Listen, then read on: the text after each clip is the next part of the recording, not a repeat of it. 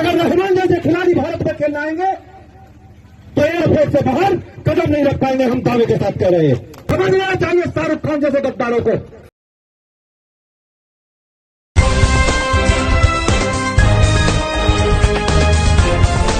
देश और दुनिया की तमाम छोटी और बड़ी खबरों के लिए हमारे चैनल को सब्सक्राइब करना न भूलें और बेल का बटन जरूर दबाएं। नमस्कार दोस्तों, स्वागत है आपका देश लाइव में और आपके साथ हमेशा की तरह मैं हूं आशिमा त्यागी। दोस्तों सोचिए जरा, जिस देश में सिनेमा, क्रिकेट और संविधान तीनों को जनता अपने दिल के सबसे करीब मानती है, उसी देश में एक सत्ताधारी पार्टी का नेता खुलेआम एक सुपरस्टार को, जी हां, एक सुपरस्टार को गद्दार कहता है और धमकी देता है कि अगर रहमान जैसा खिलाड़ी भारत आएगा तो एयरपोर्ट से बाहर नहीं निकल पाएगा। ये कोई ट्रोल का ट्वीट नहीं है, ये बयान है उत्तर प्रदेश बीजेपी के नेता संगीत सोम का। अगर रहमान जैसे खिलाड़ी भारत में खेलने आएंगे तो एयरपोर्ट से बाहर कदम नहीं रख पाएंगे, हम दावे के साथ कह रहे हैं। समझ लेना चाहिए शाहरुख खान जैसे गद्दारों को कि जिस तरीके की गद्दारी आप देश के साथ कर रहे हैं, आपको यहां तक अगर आज पहुंचाया तो इस देश के लोगों ने पहुंचाया। आपको अगर पैसा मिलता है तो यहां के देश के लोगों से मिलता है, लेकिन आप उस पैसे से देश के साथ गद्दारी करते हैं। आप कभी पाकिस्तान को चंदा देने की बात करते हैं, कभी रहमान जैसे खिलाड़ियों को खरीदने की बात करते हैं। ये देश में अब नहीं चलेगा, इन गद्दारों की देश में कोई जगह नहीं रहेगी, ये मैं कहना चाहता हूं। सवाल ये नहीं है कि बयान कितना जहरीला है या इसके क्या मायने हैं, सवाल ये है कि ऐसी जहर बुझी राजनीति को आखिर किसने और क्यों खुली छूट दे रखी है। तो दोस्तों आज हम इसी पर चर्चा करेंगे, इसी सवाल का जवाब ढूंढने की कोशिश करेंगे इस चर्चा के माध्यम से। लेकिन चर्चा में आगे बढ़े उससे पहले हमेशा की तरह अपील, इंसाफ की आवाज को बुलंद करने के लिए और सच्ची पत्रकारिता के लिए हमारा यानी देश लाइव का सहयोग करें। साथ ही डिस्क्रिप्शन में दिए गए लिंक को ओपन कर ज्वाइन बटन दबाकर आप हमसे यानी देश लाइव से सीधा जुड़ सकते हैं। दोस्तों वापस आज की चर्चा पर लौटते हैं और अब उन तथ्यों पर आते हैं। इंडियन प्रीमियर लीग कोई गली मोहल्ले का टूर्नामेंट नहीं है दोस्तों, ये दुनिया की सबसे बड़ी T20 लीग है जिसे भारतीय क्रिकेट बोर्ड आयोजित करता है, जिसकी वैश्विक स्वीकृति है और जिसके संचालन में अंतरराष्ट्रीय नियम कानून लागू होते हैं। यही नहीं, वैश्विक क्रिकेट व्यवस्था की सबसे ऊंची संस्था इंटरनेशनल क्रिकेट काउंसिल का चेयरमैन भी भारत से रहा है। तो फिर ये ड्रामा किस बात का?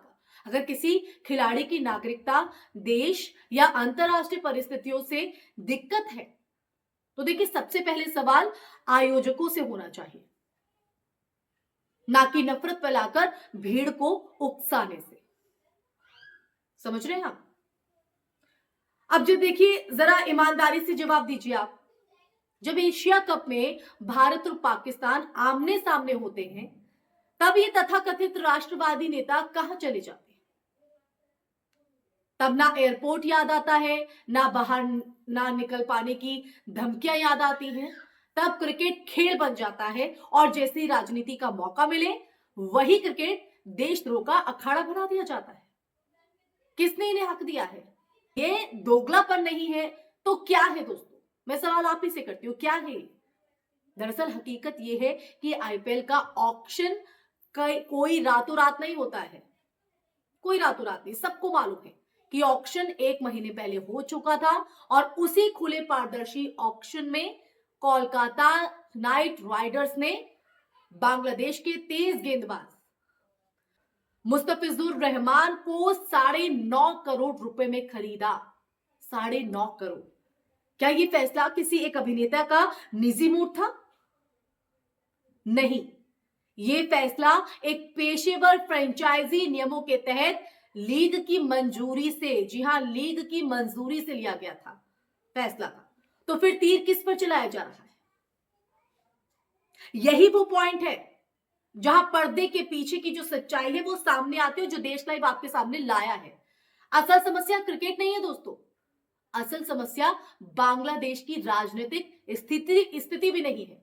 असल समस्या कोई खिलाड़ी नहीं है, असल समस्या है शाहरुख खान। जी हां, शाहरुख खान। और समस्या इसलिए है क्योंकि शाहरुख खान एक मुसलमान है।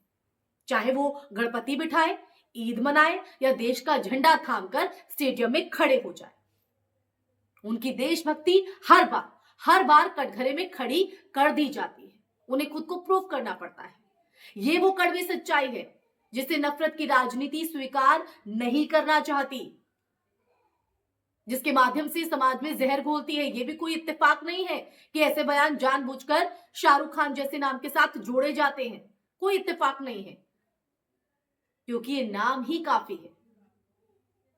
जैसे ही आप शाहरुख खान को गद्दार कहेंगे, देश दुनिया की मीडिया कैमरा लेकर आपके सामने खड़ी हो जाएगी। तो इन्हें पता है कि लाइमलाइट में कैसे आना है। सुर्खियां बनेंगी, टीवी डिबेट्स होंगी, सोशल मीडिया पर जहर फैलेगा। और सोशल मीडिया तो शायद आज के लिए यही काम कर रहा है। और नेताजी का राजनीतिक कारोबार चमकेगा। ये राष्ट्रवाद नहीं, ये सस्ती पब्लिसिटी है। जी हां, सस्ती पब्लिसिटी। और जरा बांग्लादेश की स्थिति पर आप आइए, उस पर भी बात कर लें। वहां जो कुछ भी हो रहा है उस पर पूरा इलाका गमगीन है, पूरा इलाका। लेकिन किसी देश के आंतरिक हालातों के नाम पर खिलाड़ियों को टारगेट करना, उन्हें धमकाना, इस तरह की थ्रेट देना, क्या यही भारत की परंपरा है? क्या यही वसुदैव कुटुंबकम है? या फिर ये चयनित आक्रोश है जहां धर्म देखकर संवेदना तय होती है? तो दोस्तों, धर्म के नाम पर तो हम नहीं बटेंगे। अब देखिए, सबसे बड़ा सवाल यही है, अगर इतनी ही समस्या है तो सरकार भी आपकी ही है। आईपीएल कैंसिल करवा दीजिए, विदेशी खिलाड़ियों पर रोक लगवा दीजिए, या नियम बदल दीजिए। आप ही की सरकार है ना। लेकिन आप ऐसा करेंगे नहीं, क्योंकि फिर नफरत की दुकान बंद हो जाएगी ना।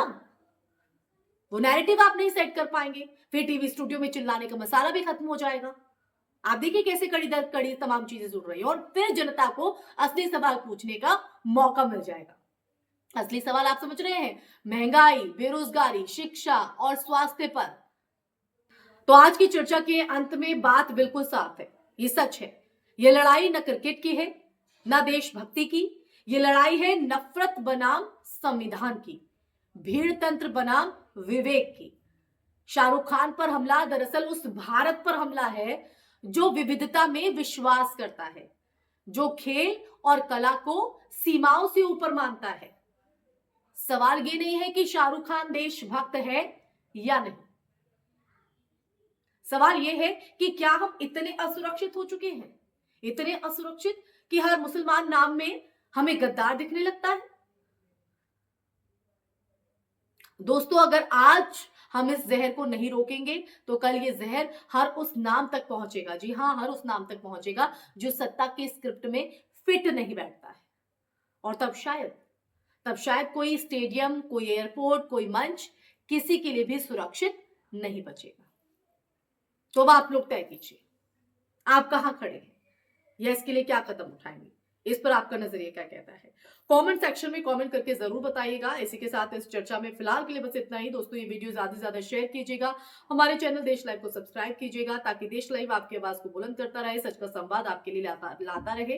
तब तक के लिए अपना ख्याल रखिए। जय हिंद, जय भारत, नमस्कार।